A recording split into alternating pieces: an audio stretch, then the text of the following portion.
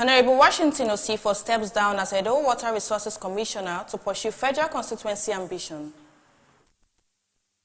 I had to resign yesterday, even knowing what the law says, that it wouldn't matter. What has to be done cannot be done too early.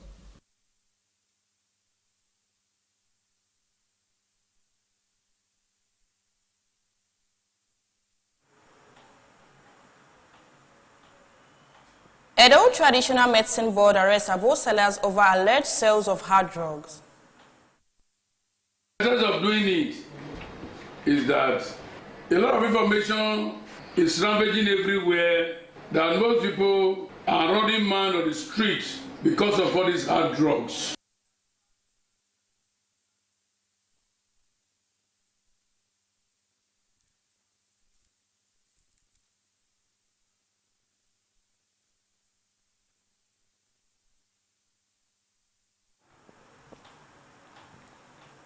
Good evening and thank you for joining us on BTV Major News at 6. My name is Zainab Mohammed. Now the news in details. Governor Monday Okpebholo on Monday unveiled plans to transform Ramat Park in Benin City into a major tourist attraction as he inspected ongoing projects in Edo South Senatorial District. The governor stated this while on inspection of some projects in Benin City. BTV News Best Orator has details.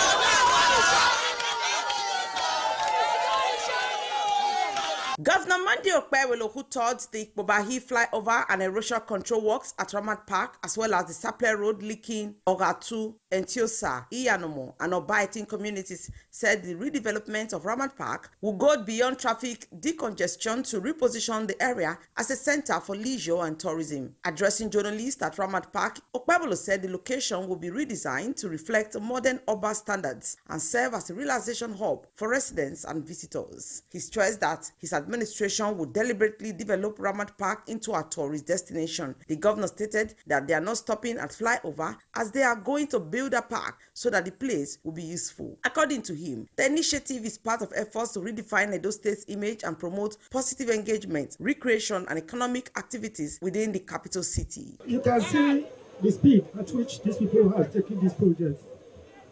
By the time we are done with this place will look like Dubai. We are not stopping just on flyover.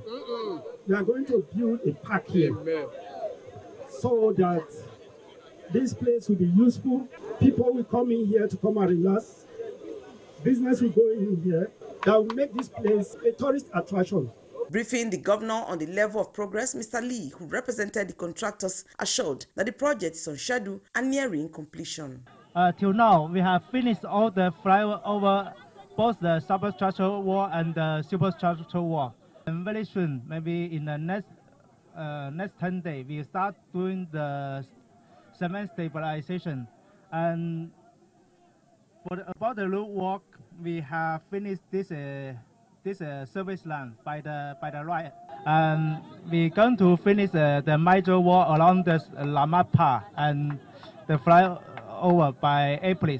Maybe there remains small work by May. At the Sapele Road project site, Governor Okpebholo described the reconstruction as a demonstration of the federal government's renewed hope agenda in action. He noted that within 1 year and 3 months in office, his administration has recorded significant achievements, attributing the progress to the support of President Bola Ahmed Tinubu and the cooperation of Edo residents. The demonstration of Mr. President's agenda for Edo people, for Nigerians. There is no man in Edo that can see this road today that will say he will not vote for Mr. President. Look at what we have achieved within a short time. We could have not done this if we are not getting the blessing of Mr. President, President Bola Ahmed Tinubu. I want to say a very big thank you to Mr. President, and I also want to thank Edo people for cooperating with us to work for them. The governor reiterated that while road infrastructure remains a priority, the transformation of Ramat Park into a tourist attraction will stand as a signature project aimed at boosting leisure, commerce, and the overall aesthetic appeal of Benin City. Best Orator reporting for BTV News.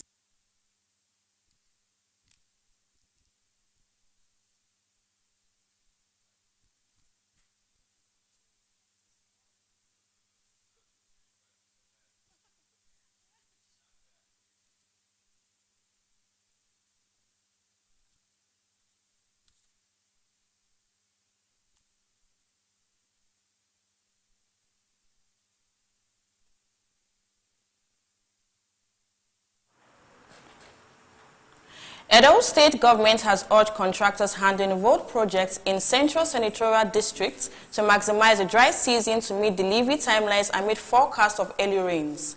The State Commissioner for Works, Dr. Felix Akabue, gave the charge while inspecting ongoing projects, reaffirming the government's commitment to prompt payments and adequate compensation for those affected by the construction works.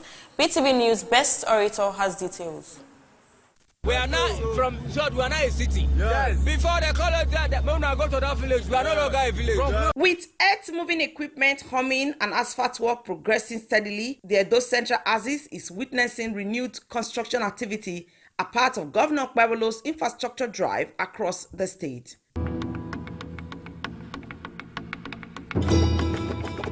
From Esan Southeast through Esan Central to Esan Northeast and beyond, multiple road projects are ongoing at different stages of completion, reflecting the Okwebelo's administration's focus on improving connectivity and stimulating local economy.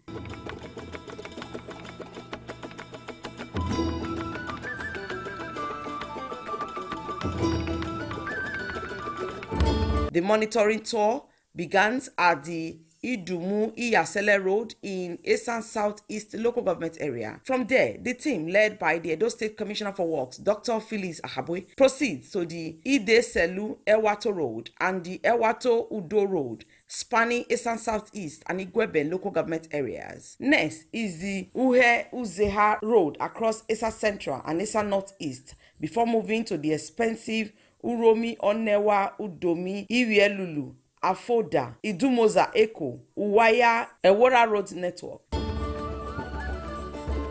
This road is very important, and this road is 7.4 kilometers with 10.3 widths. At each location, the Commissioner for Works Edo State, Dr. Felix Akabue, assessed the pace and quality of work, commending contractors while urging them to maximize the dry window in line with the Governor's directive for timely project delivery. Doing a very good job. You can see just with the wearing course, you think that they are even through with this road. There's another layer that's still coming on top. So if you are looking at the road now, you think that they are even through with the road. It's because of the neatness of the road, because of the neatness of the drains. So they are doing a very nice job. We are quite impressed. But we have appealed to them, wanted to increase the pace of the job that they are doing. And I'm happy that any slight dry period, they maximize it, despite the fact that rain tried to disturb from time to time. And don't forget, NIMET has said that rain is going to come early this year. So, and as such, we have been able to talk to all our contractors to ensure that they maximize their pace of work. He further confirms that adequate arrangements have been made to compensate individuals whose properties are affected by the ongoing road expansion projects. Southeast yesterday at Ewato, and from Ewato we moved down to Urumi, we checked the projects in Urumi, and we moved down to Esan Central, we went to Udumi, and Evaron. So yesterday we inspected a lot of projects. Since morning we started again today, and when started from Esan Central, the Eboma, Irua, Urumi, Ubiaja dolization, over 30 kilometers of route, and we have been to other projects. So from what I have seen, I'm impressed. Most especially the one we started with today, the one that's been handled by Cetraco. We saw a lot of activity that is ongoing, an area that we need to make some recommendation, and where they need to do some adjustment, we're able to make recommendation to them. And not only just with Cetraco, with other contractors. And we're even inviting some of them to office so that we can put heads together. Some area that we need adjustment, some area that we need improvement. So my joy is that we have contractors that are cooperative, who listen to us, and who also know what they are doing on site. So we are impressed with what they are doing so far. The tour continues to the Ekpoma Uromi Ubiaja dualization project and the Ewu Uromi Ekpon Road, both strategic corridors linking key economic hubs in Edo Central. Under expected projects include the Aho Agwa Ehale Ewu Road, internal roads in Aho Irua, the Irua Aho Ile Ohun Road, Irua Ile Usenu Ohun Road, Ohun Idoa Ewu Road, and the Ekpoma Emuhi Eho Road, with its 5 spurs cutting across Esan West and Wunde local government area. Contractors assured the state government that work remains on course, with visible progress recorded across several stretches. Tow beam at the left-hand side to protect this road and take it and increase the lifespan of this road for whole the community and the farmers around this area. Number 2 is Idumu Iyaseli Road. This road is a very critical road, which is it's a 2-kilometer road with 7.3 widths, and this road is in the majority of this community. It was not motorable at all before. Now is 100% motorable. Residents expressed excitement over the ongoing development, noting that improved road networks are expected to boost trade, reduce travel time, and enhance safety within their communities. We want to thank the Mondo Peruno for doing a great job in this community. When we came here, these roads were very bad. A lot of this place, bush everywhere. So we are happy now everywhere is now open. Before now, this road not good. But now our governor, our digital governor, the governor will know whether you're hungry. The governor will basically will still say go another 4 years. After that one, he go do president. The Akpako Mizar, the Messiah of the universe, might do this road. For the Okpebolo-led administration, the projects in Edo Central Senatorial District are strategically designed to improve access, stimulate local economies, and enhance traffic flow, similar to flood and erosion control-driven interventions implemented in Edo South Senatorial District. Best Orator reporting for BTV News.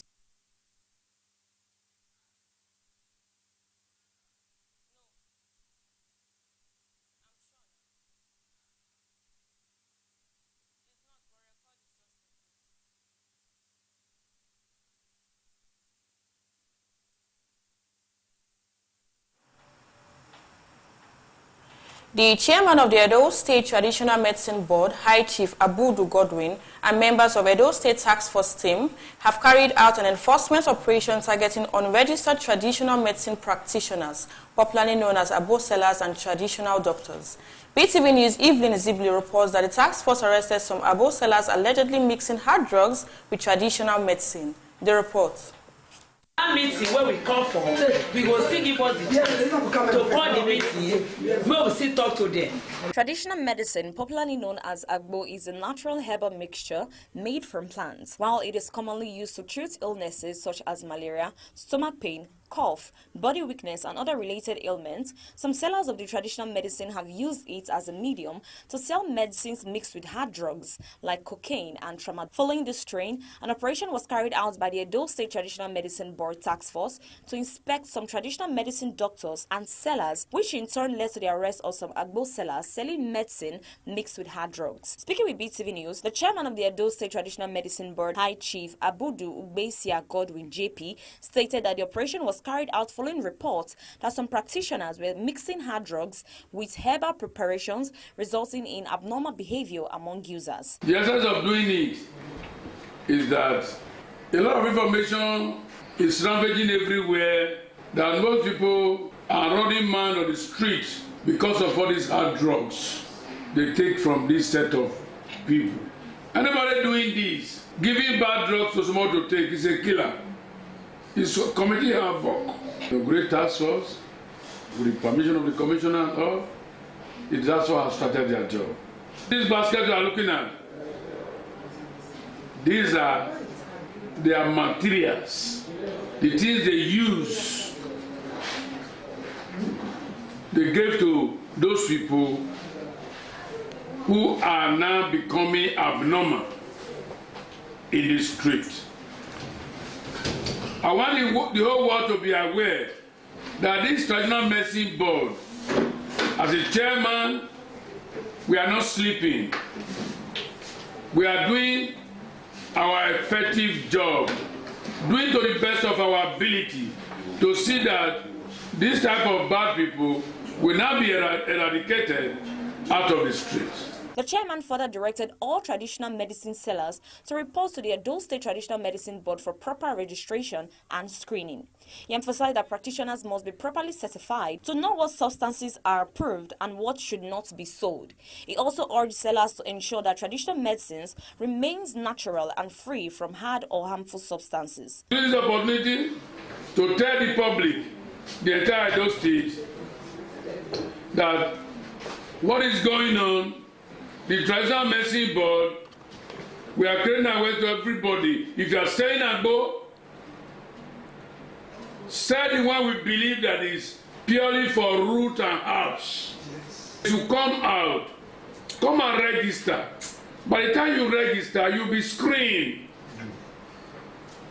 When you are screened, from there, you will now know what you are not supposed to do and what you are supposed to do. Also speaking, the task force chairman of the Traditional Medicine Board, Mr. Osabole Zion, noted that he and his team monitored several practitioners to verify their product and operational standard. He stated that some unlicensed traditional doctors were found selling fake medicines and operating without proper authorization. He urged all unregistered practitioners to report to the ministry for proper registration and licensing to ensure they sell safe and approved traditional medicine.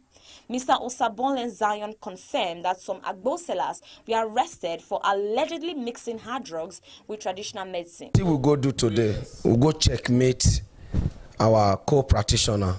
Moku see what they say, and that thing when you know good where the board tell them they not do. So those of them where we see say they do and they see here. So the native doctor when he not there, when he not supposed to be native doctor, cannot be all native doctor be native doctor. We visit them. Those when you not go, we tell them say here, may they go. But the most important one, you when you say you be practitioner for Edo State, may they come. But block D for ministry, may they come register. A public servant, Mr. Egosa Igbinovia, noted that herbal medicines can be beneficial and effective for human health, especially when prescribed by certified medical doctors or qualified herbalists. However, he expressed concern over non-certified herbalists who prescribe harmful substances, stressing that such individuals pose serious risk to public health and should be identified and stopped from operating. Medicine, when you approach the certified herbalists who know the drugs and the use of what we are using it for. So it's more very effective to the body in terms of the remedy you are taking it for. And also they also have a disadvantage of this herbal medicine because they are quite herbalists who call themselves are not certified herbalists by selling this herbal medicine to the vulnerable society who may not know the difference of the real herbal medicine that will work for their due to the what they want to use it to treat the ailments. So this is a call for NAMDA, especially the Nigeria Drug and Enforcement Agency, should also draw the attention to go after those who are not certified herbal medicine because it also affects health negatively. The Edo State Traditional Medicine Board has reaffirmed its commitment to sanitizing the practice of traditional medicine across the state. The board emphasized that only properly registered and licensed practitioners will be allowed to operate, warning that anyone found mixing hard drugs with herbal preparations will face the full weight of the law. The enforcement exercise, according to the board, is aimed at protecting public health, restoring confidence in traditional medicine, and ensuring that Agbo remains a safe and natural remedy for those who rely on it. Evelyn is Zibile reporting for BTV News.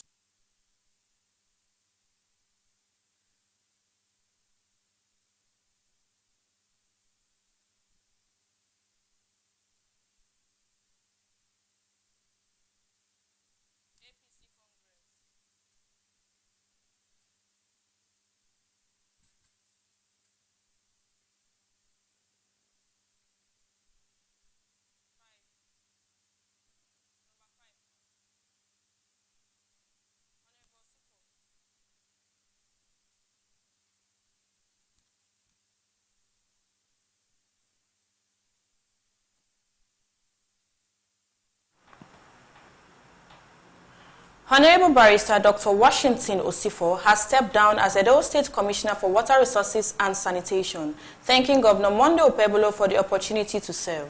He said his decision aligns with constitutional and electoral requirements as someone who is vying for the Uwande and Oriomo federal constituency seats. His resignation comes in advance of the party primaries, ensuring adherence to regulations for appointed public office holders seeking elective positions. The report. In a move that signals a new political ambition, Honorable Barrister Dr. Washington Osao-Sifo has resigned from his position as Edo State Commissioner for Water Resources and Sanitation. Speaking during an interview shortly after tendering his resignation, Washington Osifo explained that his decision was guided by the combined effects of the Constitution and the Electoral Act, which stipulates that appointed officials must vacate office within the required time frame before participating in election. He noted that although there have been legal interpretations regarding whether resignation should occur before party primaries or the general election, he chose to step down early to ensure fairness and avoid any perception of undue advantage. It's in obedience to the call of the law that if you are an appointed or public office holder, you have a duty imposed on you by the combined effects of the Constitution and the Electoral Act, now amended to 2026, to within 30 days before the primaries, take a bow. That means resign, and that is the only thing that will make you, or amongst others, that will make you eligible to participate in the elections. For instance, the Electoral Act 2022, Section 84, Sub 12, as it were,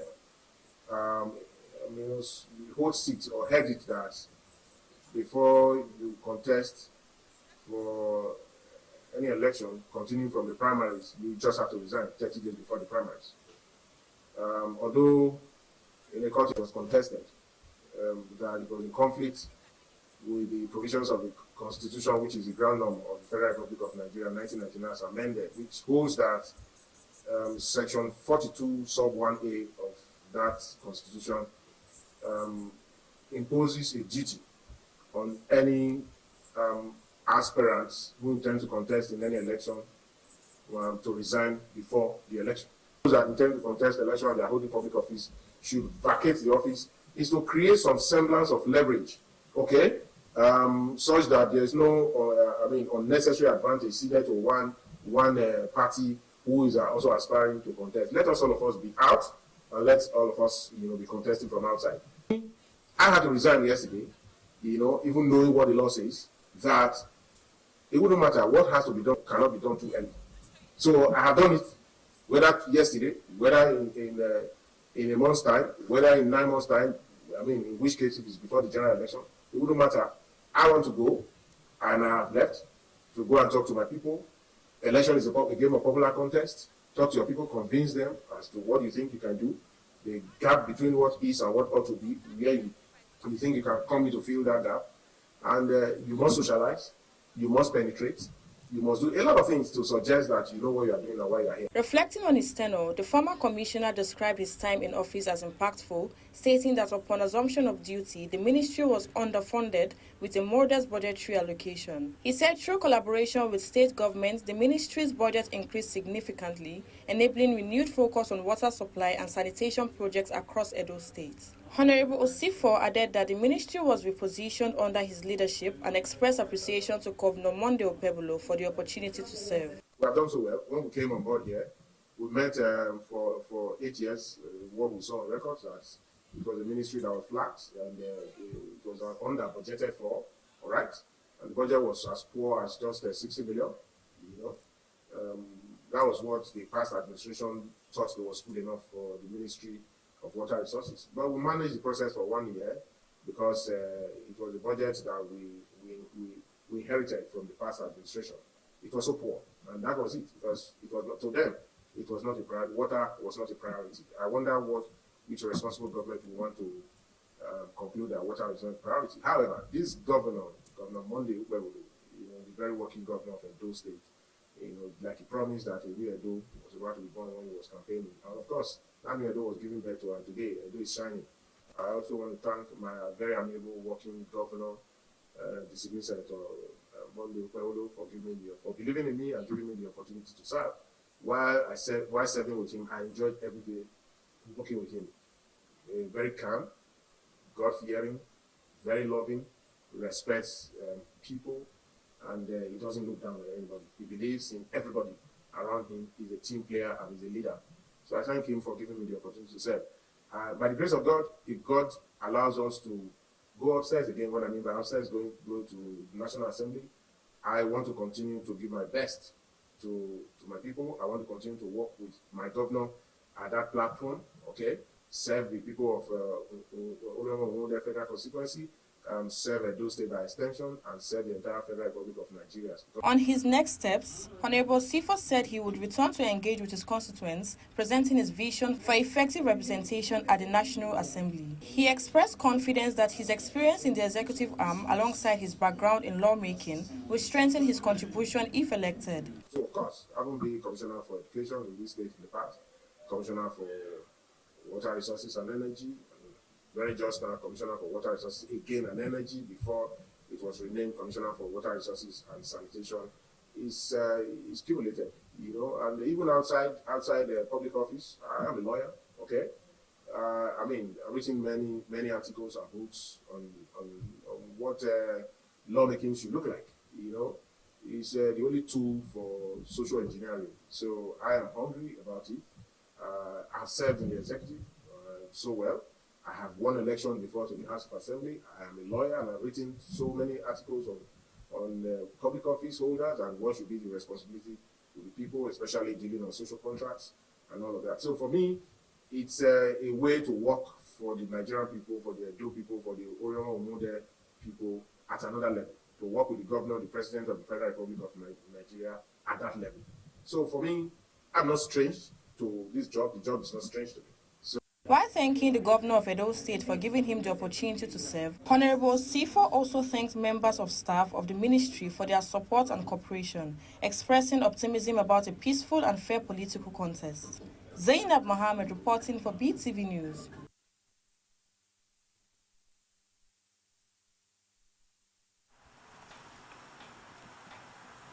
The All Progressive Congress APC in Edo State has held its state congress to formally inaugurate newly elected state executives and consolidate party leadership across the state. Beetv News Temitope Oluwafem reports that a loud turnout of party leaders attended the congress and created an atmosphere of unity and political energy as the APC strengthened its state organization. The report is presented by Best Orator. The All Progressives Congress, APC State Congress in Edo State, held at the iconic Victor Waifo Creative Hub, Airport Road, Benin City, drew an impressive gathering of party leaders, elected officials, and faithful from across the state. In attendance were the Executive Governor of Edo State, Senator Monday Okpebolo, the Deputy, Right Honorable Dennis Dahusa, Speaker, Edo State House of Assembly, Right Honorable Blessing Agbebako, Senator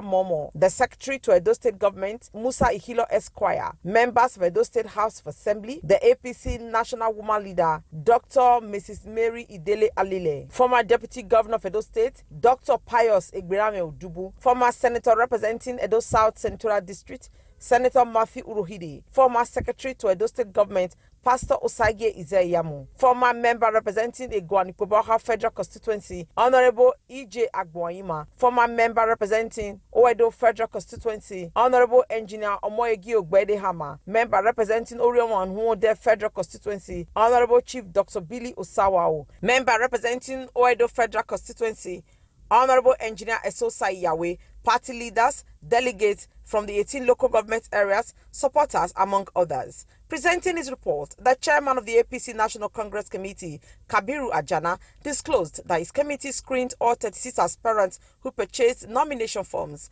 He noted that the screening process was peaceful, transparent, and devoid of any form of violence. Citing Section 20, Subsection 2 of the APC Constitution, he explained that the positions of the state chairman, deputy state chairman, state secretary, welfare secretary, assistant welfare secretary, among others, were uncontestable as all candidates emerged unopposed. He therefore requested their formal recognition by the Congress. Following the adoption of the report, Emperor Jared Tenebe was returned as the state chairman, Honorable Sylvester Aigbobo as the deputy state chairman. Engineer Lawrence Oka retained his position as the secretary. Amid jubilant cheers and applause from delegates and party faithful, the newly elected state executive members were officially inaugurated. The team that came on board, that first of all screened the 36 people that bought the form for this congress. After conducting the screening, the appeal committee stood behind to see whether there is going to be any form of protest. I want to state categorically that the appeal committee did not receive any protest from any member of the public. In his acceptance speech, while speaking on behalf of the newly elected executives, the APC chairman, Emperor Jared Tinubu, expressed profound appreciation to Governor Monday Okpebholo, the Deputy Governor, Right Honorable Dennis Idahosa, the national leader of the party, Senator Adams Oshiomhole, party leaders, INEC officials, and delegates for the overwhelming confidence reposed in him. He recalled his previous service as Deputy State Chairman and tendered apologies to anyone he may have offended in the course of his political journey, stating that all actions were taken in the best interest of the party. Describing the moment at the beginning of a new chapter, Tinubu said the party has been handed the baton of leadership and must rise to the occasion. He pledged total support for the Governor Okpebholo administration, highlighting key pillars of the governor's shine agenda, including road construction and health infrastructure development. He emphasized the urgent need for unity, discipline and cohesion across the state, stressing that the APC remains focused on strengthening internal harmony to contribute meaningfully to Edo State's progress. He further described their emergence as a call to duty and announced that the newly elected executives had unanimously endorsed President Bola Ahmed Tinubu for a second term in the 2027 presidential election. The Congress also unanimously endorsed Governor Monday Okpebholo and Senator Adams Oshiomhole for second terms in their respective offices. Because of discharging my responsibility, I may have stepped on toes where my action may have offended anyone. While carrying out my duties in strengthening the democratic foundation of our party, I sincerely offer my apologies. Every decision taken was done in good faith and in the overall interest of the APC. As I embark on this new beginning, I emphasize the urgent need for unity, cohesion, and inclusivity within our party and across the state. The APC structure, from the ward level to the state leadership, has been repositioned to reinforce the principle that politics must serve as the backbone of good governance. In his address, Senator Adams Oshiomhole commended Governor Okpebholo for fostering unity within the party, noting that the peaceful conduct and successful outcome of the State Congress were clear indicators of growing cohesion within the APC in Edo State. The body will behave. I think this unity, which reflects on the consensus we have just gathered, makes a bold statement about the leadership of our government. If the governor was not on duty, if he was just committed to building roads and bridges, but neglect the tools of persuasion, of negotiation, of mediation, unity that we have achieved in the Edo State would have been impossible. The Congress concluded on a high note, with leaders, members and supporters departing the venue united, energized and determined to consolidate the party's strength ahead of future electoral engagements. Best Orator reporting for Beetv News.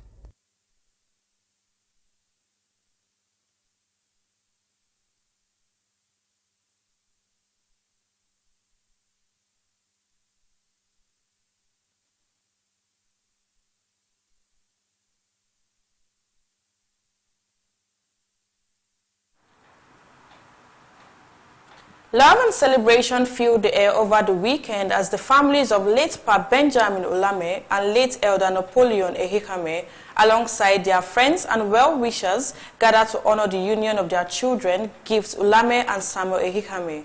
The joyous event featured a beautiful wedding ceremony followed by a lively reception. The celebration came after the couple completed their traditional marriage rites, officially uniting them as husband and wife. The report.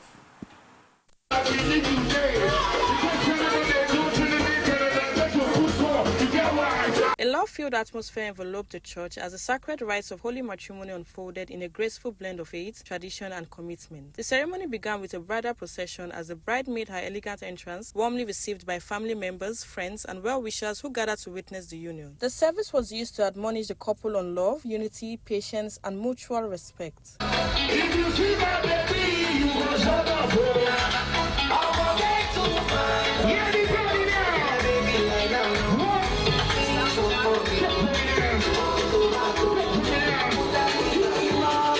The ceremony also featured the exchange of marital vows, prayers, profession of faith, and the exchange of rings symbolizing the couple's lifelong devotion to one another, as well as the signing of the marriage register and issuance of the marriage certificate. This ring is a sign of the seal of my vows, made to you in the name of Jesus. In the name of Jesus.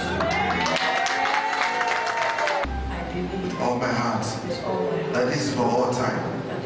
This ring is a seal of my vows made to you in the name of Jesus.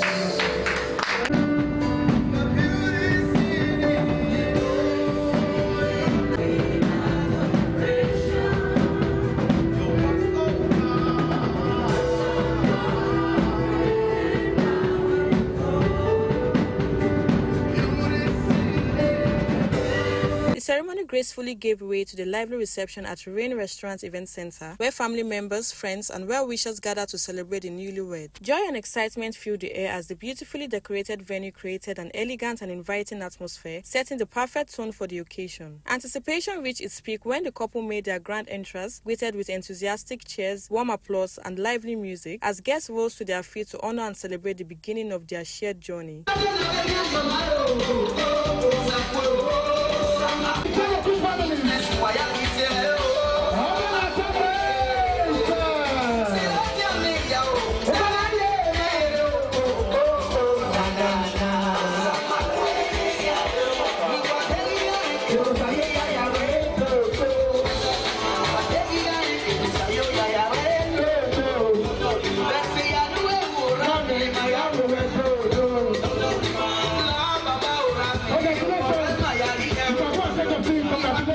The highlight of the evening came with the cutting of the wedding cake, earning cheers and warm applause from all attendants. Soon after, the newlywed Mr. and Mrs. Samuel Ehihame took the dance floor for their first dance as husband and wife, gliding gracefully to lively melodies. Family members, friends, and well-wishers joined in the celebration, transforming the moment into a joyous and unforgettable expression of love, unity, and togetherness. Canada! Oh, wow! Put your hands together for them!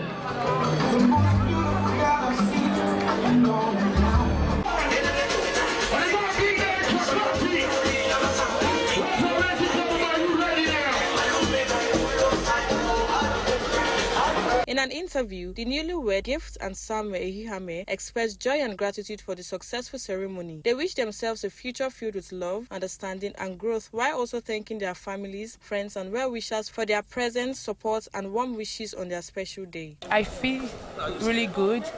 It's been an amazing journey, and I'm so grateful to God for the kind of husband He gave me. Thank you so much, everyone, for coming, for blessing my day with your presence. I love you all. Thank you. I wish myself a successful marriage life and happy together with fresh love. Also speaking in an interview, guests and some family members joined in celebrating the union, offering blessings and advice for a happy and lasting marriage.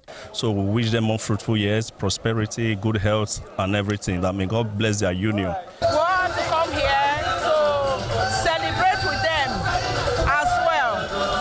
And I wish them blissful marriage ahead. And I'm wishing them happy marriage life, a fruitful marriage. The celebration will not stop here.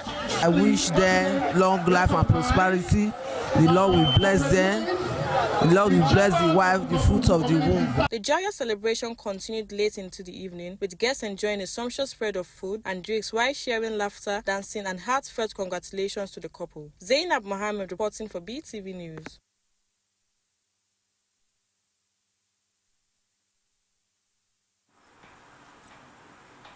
The Nigerian Immigration Service has expressed its readiness to partner with the Nigerians in Diaspora Commission to enhance diaspora engagement, facilitate humanitarian interventions, and support strategic investments by Nigerians abroad.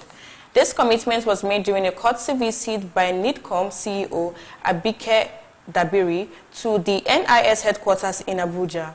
Both agencies emphasized the importance of structured collaboration in advancing national development. Speaking during the visit, Dabiri informed the Comptroller General on the preparation for the year's Nigerian Diaspora Day, which would focus on Diaspora Health Impact Initiative 2026, scheduled to hold from July 20th to 23rd, 2026 across states in Nigeria as part of the National Diaspora Day celebrations on July 25th and 26th in Abuja. She highlighted challenges faced by diaspora Nigerians who import medical equipment and relief materials for genuine humanitarian purposes in the country.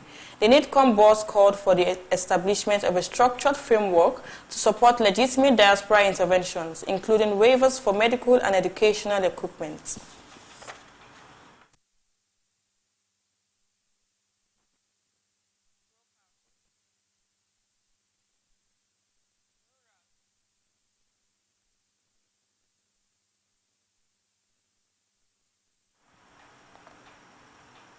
The Rural Electrification Agency has unveiled its 2026 budget proposal aimed at accelerating Nigeria's energy transition and expanding electricity access to critical institutions and rural communities nationwide. REA Managing Director Abba Aliyu made the announcement during the 2026 budget defense session with the House Committee on Rural Electrification. Aliyu revealed that the 2026 budget proposal totals 170 billion naira, with over 500 electrification projects included. Of this, 100 billion naira is earmarked for the National Public Sector Solarization Initiative, which will power ministries, departments, and agencies through hybrid mini-grid.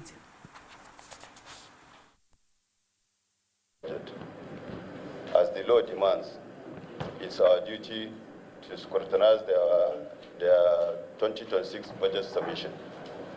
Though we will not do that until we look at their 2025 compliances. 2026 budget, we have planned over 500 different projects. So number of them are extension of grid for communities that are very close to the grid, where we extend the grid, deploy transformers, and power the communities. We have also a reasonable number of mini grids for communities that are agrarian in nature or have cottage industries. We also have planned for mini grids in an agricultural processing area.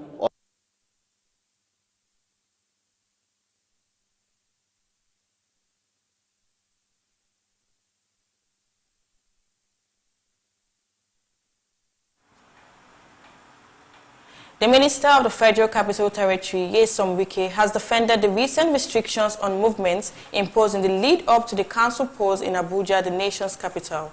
Speaking at a media briefing, Nyesom Wike emphasized that, as the Minister of the FCT, he has the authority to implement such measures with the approval of President Bola Tinubu. He explained that the restrictions are intended to ensure a smooth and orderly electoral process. The minister also highlighted that the declaration of a work-free day was aimed at giving residents adequate time to prepare for the exercise, including completing voter registration and other necessary preparations. From 8 p.m., in essence, you have a free working day. So from 8 p.m., you don't need to go. We have intelligence reports. We didn't want any situation to say, oh, violence in the election. And this is not the first time.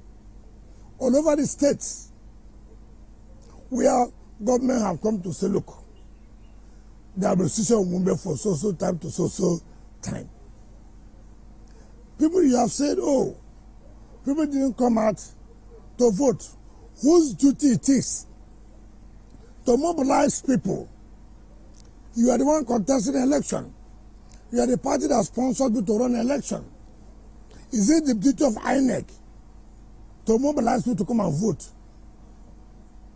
It is the responsibility of political parties.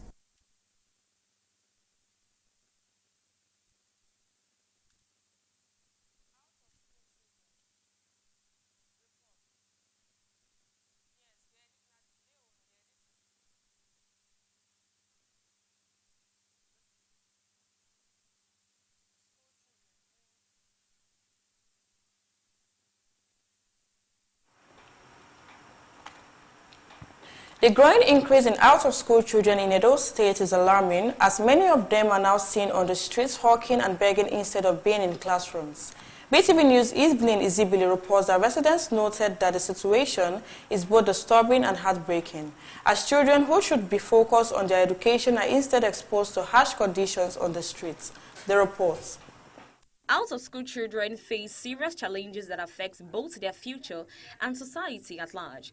Many are forced into hawking, begging, and other forms of child labor, exposing them to danger, exploitation, and abuse. Without education, they have limited opportunities for good jobs, which increases the cycle of poverty. Residents express concern that poverty and lack of financial stability among parents are major factors contributing to the problem. Speaking with newsmen, Edo State Chairman Public Property Protection Committee, Mr. Rufus Amasedu, has expressed concern over the growing number of out-of-school children in the state. He described the situation as disheartening, noting that it is troubling to see children roaming the streets, begging and hawking instead of being in school. Mr. Amasedo, however, assured that the local government is putting measures in place to support these children and help them return to school. It's disheartening to see street children working on the street, coming to trade and everything. And the funny thing is, the government is free education, hope you are aware. The government of Okpowolo has provided free education for children to go to school. And it's so sad. Last week I was with the Oredo local government chairman, and we were discussing the issue where he's trying to address to see how he can pick up the children, arrest their parents, and make sure they go to school. The local government chairman is on it, top of his game. And in the next a week or 2 weeks, you discover that a lot of children who are trading on the street, you no longer see them. A lot of boys who are moving around Ring Road selling drugs. Yes.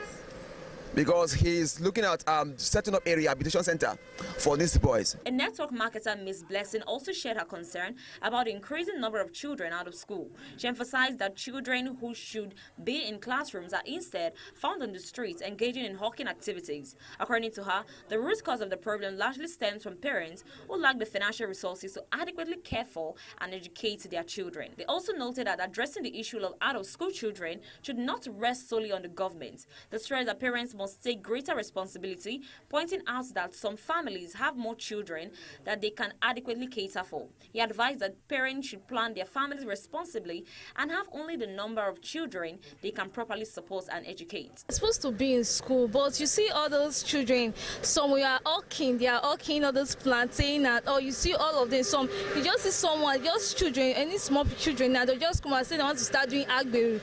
Okay, not as if there's no school, but there is school. But you see some parents, they don't have money to raise up the children and all. It doesn't have to do with government, if you are to my own opinion, because basically people you give birth to a specific numbers of children you can take care of, you can train. Not a situation you give birth to 10, at the end of it you can't train them, you can't afford their school fees, and you come around or start saying it to the public, the government is bad or this, and you see them parabolating around the streets, doing all kind of dubious jobs that is not permitted in the society. To me, you can't blame the government for that. At least, what you are capable of, you can do. You do it, not you do it beyond your powers. At the end, you start blaming the government or blaming the society. No, you blame yourself. So the idea, the increase of students dropping out from school, I can say basically it comes for the fault of the parents. Residents are therefore calling for urgent action from both the government and parents to tackle the growing number of out-of-school children. They believe that only a collective effort will ensure that every child returns to school and is given the opportunity to build a better future. Evelyn Izibili reporting for Beetv News.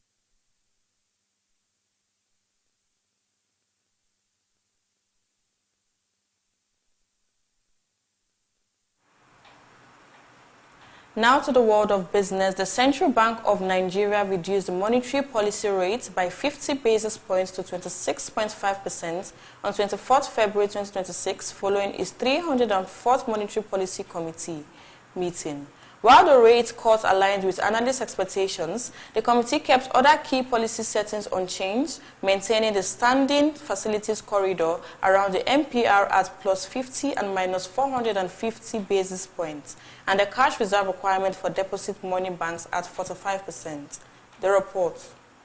The CBN's decision was based on two main factors: the continued disinflationary trend, supported by the delayed impact of earlier tightening measures, exchange rate stability, and improved food supply. However, the committee acknowledged ongoing risks, including fiscal releases and election-related spending, which could drive inflation back up. CBN Governor Olayemi Kodoso emphasized that the rate cut did not signal an end to inflation risks. In a post-meeting press briefing, he stated that caution remains a priority, adding that the central bank's approach would continue to focus on managing inflation risks rather than assuming the problem had been solved. The federal government has restructured the controversial OPL 245 oil block, dividing it into 4 new assets to be operated by Eni and Shell. This move is expected to unlock one of Nigeria's largest untapped deep water reserves, which has been stored for nearly 3 decades due to legal and political disputes. The restructuring clears the way for the long-delayed development of OPL 245, one of Nigeria's most prolific offshore assets. The field has remained idle amid overlapping lawsuits and investigations across Nigeria, Italy, and other jurisdictions. Final agreements for the restructured assets are expected to be signed soon, with the process beginning on Monday. OPL 245 was originally awarded in 1998 to Malabu Oil and Gas, a company linked to former Nigerian Oil Minister Dan Etiti. The block was later acquired by Shell and Eni in a deal worth approximately $1.3 billion. This latest move signals a major shift in the government's effort to resolve the disputes surrounding the block and bringing it into production. United Capital Plaza recorded a 35% year-on-year increase in revenue, rising from 43.43 billion naira in 2024 to 58.55 billion naira in 2025, according to its audited financial results for the year ended 31st December 2025, filed with the Nigeria Exchange Limited. The company attributed the strong performance to effective execution, a diversified revenue base, and resilience across its business lines, with growth driven mainly by a 176% surge in net trading income and a 59% increase in fee and commission income. Profitability also improved during the period, as profit before tax rose by 37% to 41.80 billion naira, while profit after tax increased by 17% to 28.50 billion naira. Total comprehensive income stood at 20.97 billion naira, reflecting the company's ability to sustain growth despite a challenging operating environment. The board approved the final cash dividend of 0.70 naira per ordinary share, amounting to 12.6 billion naira. This brings the total dividend for the 2025 financial year to 1 naira per share, valued at 18 billion naira, representing a 25% increase compared to the 14.4 billion naira payout in 2024. Naomi Ewewe reporting from Beetv News.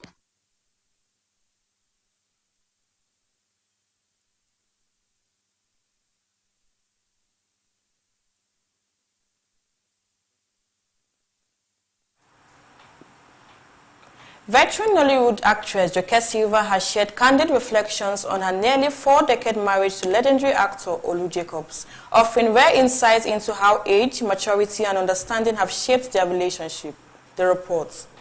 Silva, at 64, opened up during a recent appearance on Your View, where she recounted the early days of their careers and how their paths first crossed. Silva revealed that their initial meeting took place in a professional setting long before romance blossomed between them. While Jacobs was immediately captivated by her, Silva admitted that her feelings for him developed gradually. Despite the 20-year age gap between them, she emphasized that marrying an older man brought unexpected benefits. Looking back, Silva highlighted the role that maturity and understanding played in their successful union, noting how their differences in age allowed them to complement each other in ways that helped them overcome challenges. In another development, Nigerian comedian and streamer Kata Efe has opened up about his late father and how his life might have taken a different direction if he were still alive. Speaking in a recent video, Kata Efe said his father strongly valued education despite not being financially well off. According to him, his dad raised 7 children, 5 of whom went on to graduate from university, studying courses such as biochemistry, medicine, and pharmacy. In a humorous tone, Kata Efe joked that while his siblings pursued academic careers, he studied fooling, playfully referring to himself as the family's comic personality. He added that he likely would not have become a streamer or skit maker if his father had been alive, suggesting that stricter guidance might have influenced his path differently. Bruce Campbell, star of The Evil Dead, has revealed that he has been diagnosed with a type of cancer that is treatable but not curable. In a statement shared on X on March 2nd, the 67-year-old actor acknowledged that the news might come as a shock, but assured fans that he would not be providing further details. He explained that due to treatment, professional professional commitments, including appearances at fan conventions and other work, will need to take a backseat. Campbell described his cancer journey as an opportunity and expressed his intent to focus on getting as healthy as possible over the summer. He noted with regret that he would be unable to attend several scheduled fan conventions, but emphasized that treatment and professional obligations don't always align. The actor made it clear that he was going public with his diagnosis to prevent false information from circulating, not to seek sympathy. He reassured fans, stating that he has strong support and remains tough, expecting to be around for a long time. Despite the diagnosis, Campbell continues to stay active with several projects, including the indie comedy Annie and Emma, which he wrote, directed, and starred in, as well as serving as an executive producer for the 7th installment of the Evil Dead franchise. Naomi Ewere reporting from BTV News.